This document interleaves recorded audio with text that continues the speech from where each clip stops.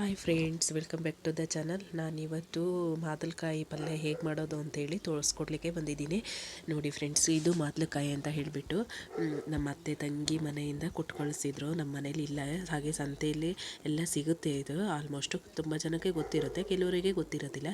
ನೋಡಿ ಫ್ರೆಂಡ್ಸ್, ಈ ಥರ ಮಧ್ಯೆ ಹೋಲ್ಡ್ ಮಾಡಿಬಿಟ್ಟು ಅದ್ರ ಬೀಜ ಎಲ್ಲ ಸಪ್ರೇಟ್ ಮಾಡ್ಕೋಬೇಕು. ಆಮೇಲೆ ನಂತರ ಸಣ್ಣದಾಗಿ ಹೆಚ್ಕೋಬೇಕು. ನೋಡಿ ಫ್ರೆಂಡ್ಸ್, ಈ ಥರ ಮುಳ್ಳು ಇರುತ್ತೆ. ಇದು ಹಾಗಲಕಾಯಿ ಟೈಪೇ ಇರುತ್ತೆ, ಆದರೆ ಇದು ಕಹಿಯೇ ಇರೋದಿಲ್ಲ. ತುಂಬಾ ಒಳ್ಳೆಯದು ಹೆಲ್ತಿಗೆ. ಈ ಥರ ಚಿಕ್ಕದಾಗಿ ಹೆಚ್ಕೊಂಡು ಒಂದು ಬೌಲಲ್ಲಿ ಹಾಕಿಬಿಟ್ಟು ನೀಟಾಗಿ ತೊಳ್ಕೊಬೇಕು. ತೊಳ್ಕೊಂಡ ನಂತರ ಇದನ್ನು ಬೇಯಲಿಕ್ಕೆ ಇಟ್ಕೋಬೇಕು. ನಂತರ ಈ ಕಡೆ ಪಕ್ಕದಲ್ಲಿ ಖಾರನ ಪ್ರಿಪೇರ್ ಮಾಡ್ಕೊತಾ ಇದ್ದೀನಿ. ಒಂದು ಈರುಳ್ಳಿ ಹಾಗೆ ಬೆಳ್ಳುಳ್ಳಿ ಬೇವಿನ ಸೊಪ್ಪನ್ನು ಹಾಕಿ ನೀಟಾಗಿ ಡೀಪ್ ಫ್ರೈ ಮಾಡ್ಕೊತಾ ಇದ್ದೀನಿ.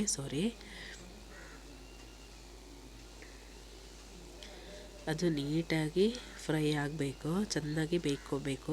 ಈರುಳ್ಳಿ ಅದು ಸ್ಮೆಲ್ ಬರೋ ಥರ ನೀಟಾಗಿ ಬೇಯಿಸ್ಕೊಳ್ಳಿ. ನನಗೆ ಈ ಥರ ಪಲ್ಯ ಮಾಡೋಕ್ಕೆ ಬರಲ್ಲ, ನಮ್ಮ ಅತ್ತೆ ಮಾಡ್ತಾ ಇದ್ದಾರೆ, ಹಾಗೆ ವಿಡಿಯೋನ ಮಾಡ್ಕೊತಾ ಇದ್ದೀನಿ.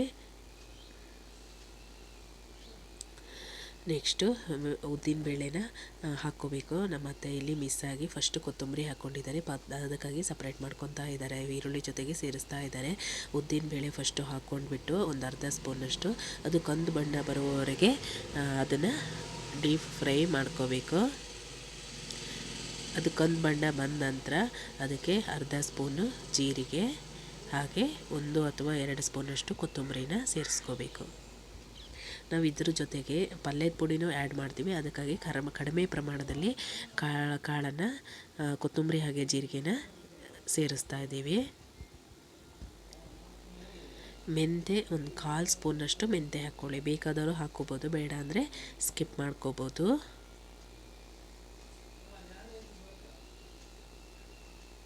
ಹಾಗೆ ಹುರಿದಿಟ್ಕೊಂಡಿರೋ ಒಂದು ಮುಷ್ಟಿಯಷ್ಟು ಶೇಂಗಾ ಬೀಜನ ಸೇರಿಸ್ಕೊತಾ ಇದ್ದೀವಿ.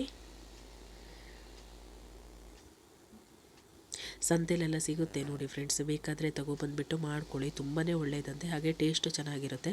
ಹಾಗೆ 2 ಸ್ಪೂನಷ್ಟು ಖಾರದ ಪುಡಿ, 1/4 ಸ್ಪೂನಷ್ಟು ಅರಿಶಿನ ಪುಡಿನ ಸೇರಿಸ್ಕೊತಾ ಇದ್ದೀವಿ. ನಂತರ ತುರಿದಿಟ್ಕೊಂಡಿರೋ ಕಾಯಿನ ಒಂದು ಹೊಳಕೆ ಬೇಕಾಗುತ್ತೆ. ಕಾಯಿ ಒಂದು ಹೊಳಕೆ, ನಾವು ತುಂಬ ಜನ ಇದ್ದೀವಲ್ಲ ಅದಕ್ಕಾಗಿ ಒಂದು ಹೊಳಕೆಯನ್ನು ಹಾಕ್ಕೊಂಡಿದ್ದೀವಿ ಫುಲ್ಲು. ಬೇಕಾದರೆ ಕಡಿಮೆ ಹಾಕ್ಕೋಬೋದು.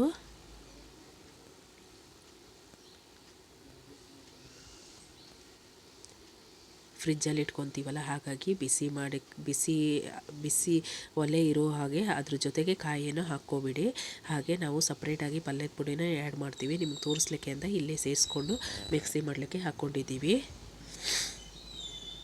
ಆ ಕಡೆ ಪಕ್ಕದಲ್ಲಿ ಬೇಯಲಿಕ್ಕೆ ಅಂಥೇಳಿ ಇಲ್ಲಿ ರೆಡಿ ಮಾಡ್ಕೊಂಡಿದ್ದೀನಿ, ಬೇಯಿಸ್ಲಿಕ್ಕೆ ಅಂಥೇಳಿ. ಸಣ್ಣದಾಗೆ ಹೆಚ್ಕೊಂಡಿರೋ ಮಾದಲಕಾಯಿ, ಈರುಳ್ಳಿ ಹಾಗೆ ಮೆಣಸಿನ್ಕಾಯಿ, ಬೇವಿನ ಸೊಪ್ಪನ್ನ ನಂತರ ಈ ಥರ ಖಾರ ಮಿಕ್ಸಿ ಮಾಡಿ ಅದಕ್ಕೆ ಸೇರಿಸ್ಕೋಬೇಕು. ನೋಡಿ ಫ್ರೆಂಡ್ಸ್, ಈ ಥರ ಬರುತ್ತೆ ಪಲ್ಯ, ತುಂಬ ಚೆನ್ನಾಗಾಗುತ್ತೆ.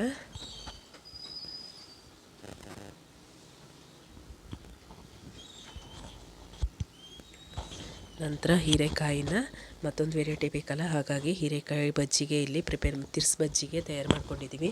ನೆಕ್ಸ್ಟು ಬೇಳೆ ಸಾರೂ ರೊಟ್ಟಿ ಜೊತೆಗೆ ಸಾರನ್ನು ಸಹ ಮಾಡಿಬಿಡ್ತೀವಿ. ಅನ್ನನ ಸಾರನ್ನು ಎಲ್ಲನೂ ರೊಟ್ಟಿ ಜೊತೆಗೇ ಅದ್ರ ಜೊತೆಗೇ ಮಾಡಿಬಿಡ್ತೀವಿ. ಬೇಳೆ ಸಾರಿಗೂ ಹಿಂದಿನ ದಿನ ಬೇಯಿಸಿಟ್ಕೊತೀವಲ್ಲ, ಅದನ್ನು ಖಾರ ಹಾಕಿ ಇಲ್ಲಿ ರೆಡಿ ಮಾಡ್ಕೊತಾ ಇದ್ದೀವಿ. ಹಾಗೆ ಹೀರೆಕಾಯಿ ಬಜ್ಜಿನ ಇಲ್ಲಿ ಬರೀ ಹೀರೆಕಾಯಿಯು ಮೆಣಸು, ಬೆಳ್ಳುಳ್ಳಿ, ಉಪ್ಪು ಹುಳಿ ಹಾಕ್ಕೋಬಾರ್ದು, ಉಪ್ಪನ್ನು ಹಾಕಿ ಸಪ್ರೇಟಾಗಿ ಹೊಡ್ಕೊತೀವಿ. ಅದು ಒಂದು ಸ್ವಲ್ಪ ಬೇಕಾದಾಗೆ ಕೈ ಆಡಿಸ್ಕೋಬೇಕು. ಹಾಗಾಗಿ ಇಲ್ಲಿ ಒಂದು ಸ್ವಲ್ಪ ಸಪ್ರೇಟಾಗಿ ತೆಗೆದಿಟ್ಕೊಂಡು ನಂತರ ಹಾಲು ಹಾಗೆ ಮೊಸರನ್ನ ಹಾಕಿ ಮತ್ತೊಂದು ಸಾರಿ ಗ್ರೈಂಡ್ ಮಾಡ್ಕೋಬೇಕು. ಹಾಗೆ ನಮ್ಮ ಮನೆಯವರು ಸೌತೆಕಾಯಿ ತಿನ್ನಲಿಕ್ಕೆ ಅಂತ ಅವರಿಗೆ ಅಂಥೇಳಿ ಇಲ್ಲಿ ತಂದಿಟ್ಕೊಂಡಿದ್ರು. ನನ್ನ ಮಗಳು ಇಲ್ಲಿ ಡ್ರಾಯಿಂಗ್ ಮಾಡ್ತಾಯಿದ್ಲು, ಅವಳಿಗೆ ಗೊತ್ತಿಲ್ಲ ನಾನು ವಿಡಿಯೋ ಮಾಡ್ತಾ ಇರೋದು. ಎಕ್ಸಾಮ್ ಪ್ರಿಪ್ರೇಷನಿಗೆ ಇಲ್ಲಿ ಪ್ರಾಕ್ಟೀಸ್ ಮಾಡ್ಕೊತಾ ಇದ್ದಾಳೆ. ಎಕ್ಸಾಮ್ ನಡೀತಿದೆಯಲ್ಲ, ಹಾಗಾಗಿ ನಾಳೆ ಡ್ರಾಯಿಂಗ್ ಎಕ್ಸಾಮ್ ಇತ್ತು, ಹಾಗಾಗಿ ಇಲ್ಲಿ ಪ್ರಾಕ್ಟೀಸ್ ಮಾಡ್ಕೊತಾ ಇದ್ದಾಳೆ. ನೆಕ್ಸ್ಟು ಲಂಚಿಗೆ ಸೈಡ್ಸಿಗೆ ಅಂಥೇಳಿ ಬೀನ್ಸ್ ಬಿಟ್ಟಿದ್ದು ಮನೇಲಿ, ಬೀನ್ಸ್ ಪಲ್ಯ ಪ್ರಿಪೇರ್ ಮಾಡೋಕ್ಕಾಗಿ ಇಲ್ಲಿ ಸಣ್ಣದಾಗಿ ಹೆಚ್ಚಿಟ್ಟಿದ್ರು ಅತ್ತೆ. ಅದನ್ನು ಸಪ್ರೇಟಾಗಿ ನೀರು ಹಾಕಿಬಿಟ್ಟು ಸ್ವಲ್ಪ ಹಾಗೆ ಉಗಿ ಮೇಲೆ ಬೇಯಿಸ್ಕೋಬೇಕು.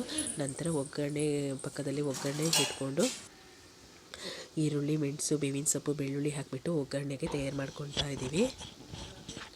ಬೇಯಿಸ್ಕೊಂಡಿರೋ ಬೀನ್ಸನ್ನು ಆ್ಯಡ್ ಮಾಡಬೇಕು ಇದಕ್ಕೆ ಒಗ್ಗರಣೆಗೆ.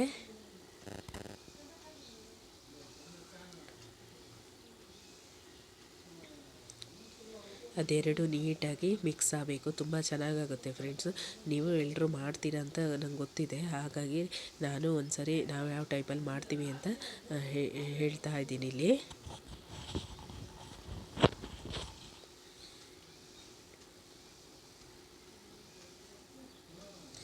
ನಂತರ ಫ್ರೆಂಡ್ಸ್ ಇದಕ್ಕೆ ಉಪ್ಪು ಬೇಕಾದರೆ ಹುಳಿ ಹಾಕ್ಕೋಬೋದು, ಇಲ್ಲಾಂದರೆ ಸ್ಕಿಪ್ ಮಾಡ್ಬೋದು. ಹಾಗೆ ಒಂದು ಸ್ವಲ್ಪ ಬೆಲ್ಲನ ಆ್ಯಡ್ ಮಾಡ್ಕೊತೀವಿ. ನಾವು ಒಂದು ಸ್ವಲ್ಪ ಸ್ವೀಟ್ ತಿಂತೀವಿ, ಹಾಗಾಗಿ ಒಂದು ಸ್ವಲ್ಪ ಬೆಲ್ಲನ ಆ್ಯಡ್ ಮಾಡ್ಕೊತೀವಿ. ನಂತರ ಕೊತ್ತಂಬರಿ ಸೊಪ್ಪು ಹಾಗೆ ಕಾಯನ್ನು ಹಾಕಿ ಒಂದು ಸ್ವಲ್ಪ ಹೊತ್ತು ಬೇಯಿಸ್ಬಿಟ್ಟು ಕ್ಲೋಸ್ ಮಾಡ್ತೀವಿ. ಹಾಗೆ ನಮ್ಮ ಪಿಂಟುನ ಬಿಟ್ಟಿದ್ರು, ಅವನು ಆಟ ಆಡಿಸ್ತಾ ಇದ್ರು ನಮ್ಮ ಮನೆಯವರು. ಹಾಗೆ ಒಂದು ಸ್ವಲ್ಪ ಹೊತ್ತು ಕ್ಲಿಪ್ಪಿಂಗ್ ತಕ್ಕೊಂಡು ಸುಮ್ಮನಾದೆ.